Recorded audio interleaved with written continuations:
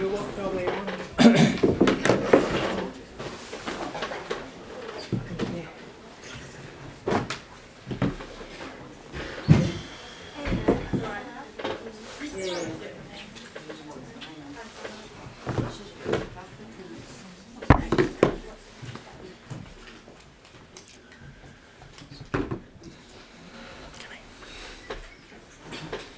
Thank you everyone and good afternoon. What a game today. Obviously we'll be looking back at today's game and our 3-1 win against United. So. Oh no, got a dodgy chair. Do you want to swap? I'll just sit up, I'll be alright. Do you want to swap? Okay, now I'm fine. We'll start with a question. Go on then. Yeah, Gareth, congratulations on Thank you. Hope you managed to dry off. It was a bit of a one out there today. Yeah, do you feel like that result was big in terms of getting the title challenge back on track? Yeah, of course. I think that we've spoken a lot this week about what we wanted to achieve, and we've not hid away from that at all. I think the players have been really honest. I think that we take perspective on where we're at, and sometimes it was so difficult when you lose 2 games where we performed really well and created a lot of chances to be first one week and then within like 8 days we were down to 6, and the contrast is really huge in the WSL and it's so difficult. So we knew tonight was important. I think if we hadn't won, nothing would have changed in the way we work and in terms of the bigger picture, and that's hard sometimes, and you get knocks and you get bumps along the way. But I think this group of players, and I've always had knocks in my career, so it's kind of like something that I've got used to, that we are resilient and we will stick to what we believe in doing. And I think the players have been incredible this week, and even there after the game, so humble, excited obviously, but so humble and happy that we've set out to do what we wanted to do this week. And I think that was just to give, the minimum was to give energy, body language, positive body language, loads of positivity. Putting United under pressure was really important for us early on, and I thought we started the game really well. Do you feel like you showed your superiority throughout as well, even when you went down to 10 players, it still felt like you were comfortable pretty much the whole way through? Yeah, it's hard. I mean, unfortunately, we've had this situation a few times this season, which is not one we want to coach all of the time and have to be put into. But I think that I have to say, again, the players adapted really well. They get the instruction from me on the sideline. We put Steph in there, who's obviously got really good experience and a calming influence. But I thought all of the players who entered the pitch were fantastic, and the players that left the pitch were great as well. They gave us a lot today in that energy and desire to get the 3 points. And we took obviously a knock with the penalty. After really, at the start we looked like we were really at it here. We could have been 1 or 2 ahead. We then really fought back well, showed good character, and also probably scored the 2 harder chances. I thought we had 2 easier ones, if I'm honest. So again, there's still things we need to work on, because we create so many opportunities with that high pressure at the top of the pitch and the quality that some of our players have, like Jill and Chloe and Lauren. So to come in at half time, it was obviously just constant reminders that we need to stay on the front foot, and I felt we did that and we're fairly comfortable up until the red card, where it's probably 15-20 minutes of overthinking what we need to do. Congratulations. How much did you need that after last week? Well, I think it's big. I wouldn't, I'm always kind of philosophical about performances, results, and I just think that what will be will be. If we didn't win tonight, then I'm not going to go home and not come out of my pit for 24 hours. You'd be disappointed, obviously, because results and trophies, they just kind of validate what you do. It goes beyond that, I think, a little bit for coaches, and the coaches that I've spoken to have been really similar. It's the process, and everybody talks about what's the process, and it's never ending.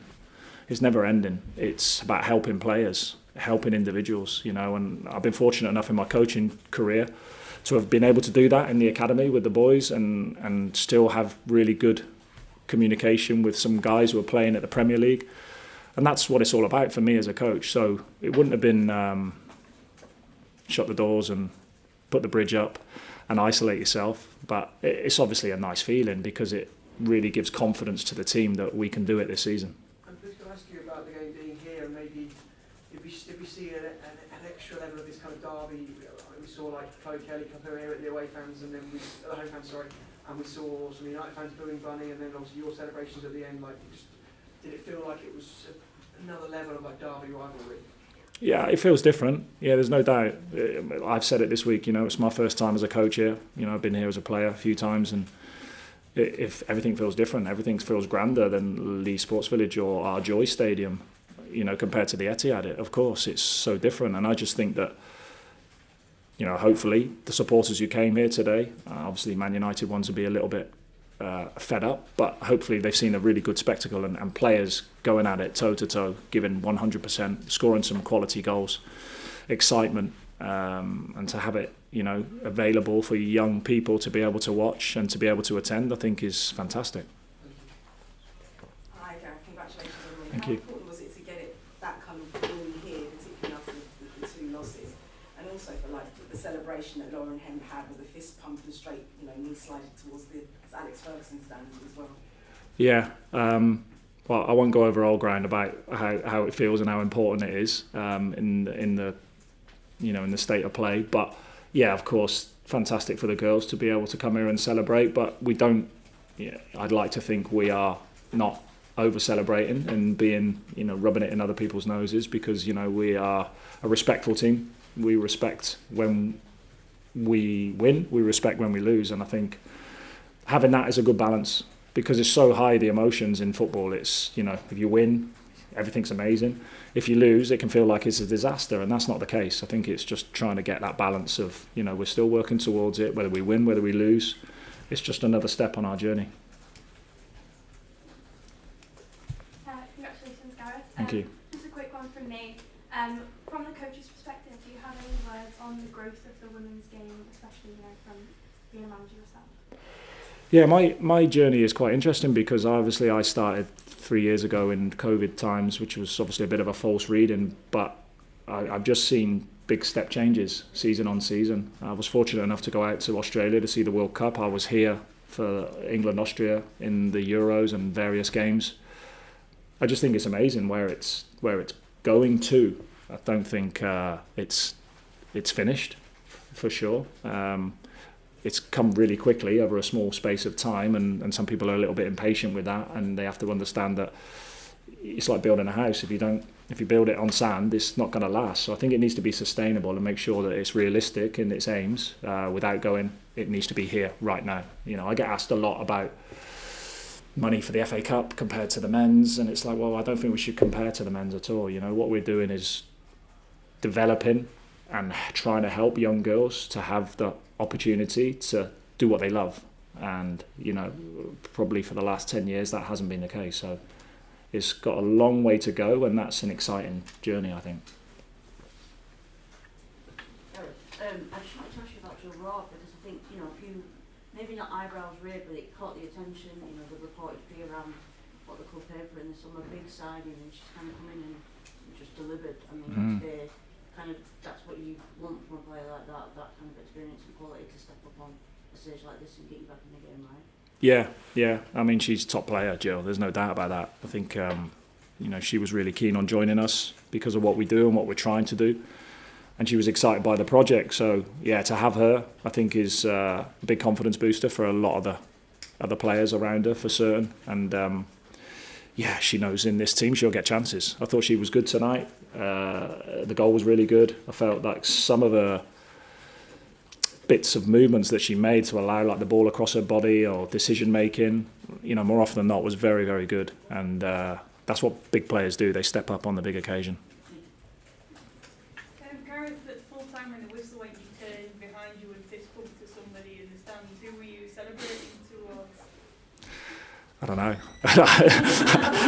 I don't know, to be honest. I know a lot of our party from the club are there, and there's staff members who likes of Jamie Cheeseman, who's now working with our men's first team, but has spent a long time with us building what we're trying to build. So I knew he was here tonight, and there were some family friends of my own here. So yeah, I think it was great, and the supporters were fantastic tonight. I think the first thing we wanted to do was be over with our supporters celebrating, because we really heard them tonight.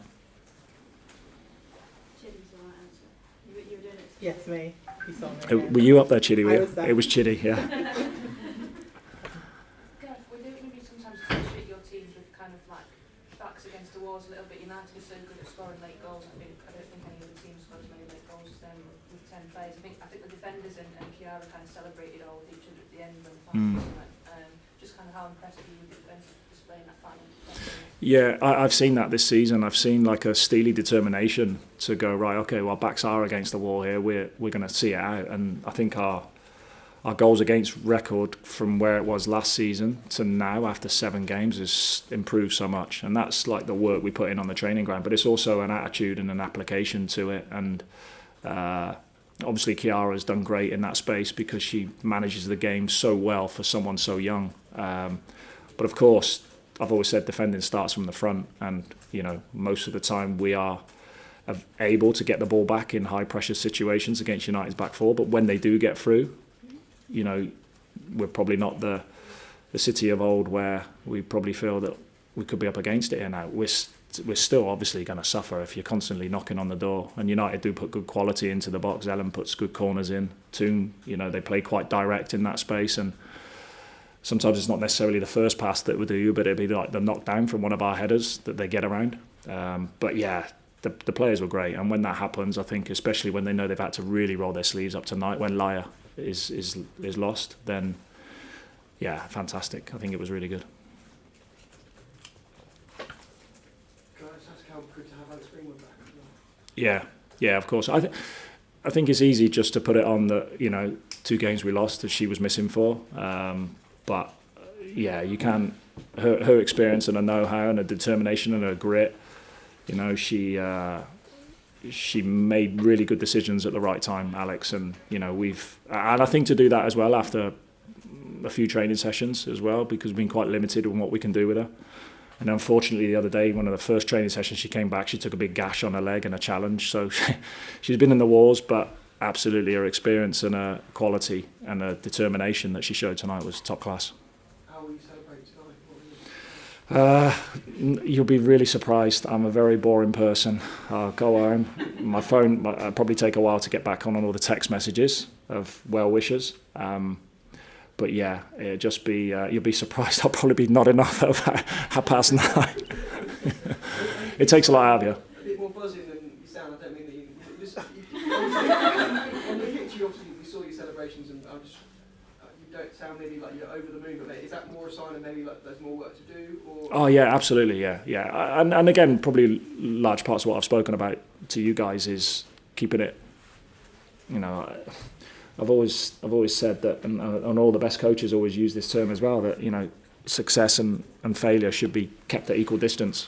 You know, don't get too carried away with the highs, don't get too low on the lows. It's never as bad as what you think. And if you believe in what you do on a daily basis, then, but of course you have to celebrate when you win. But you know, we're respectful in what we do. And tomorrow's another day. Tomorrow my head's gone Leicester Wednesday night, and that's it. And it's the next game, and it's recognising what we've done really well and making sure the players are aware of that. But yeah, it's quickly moving on to the next game. Thanks everyone. Cheers, guys. Thanks a lot.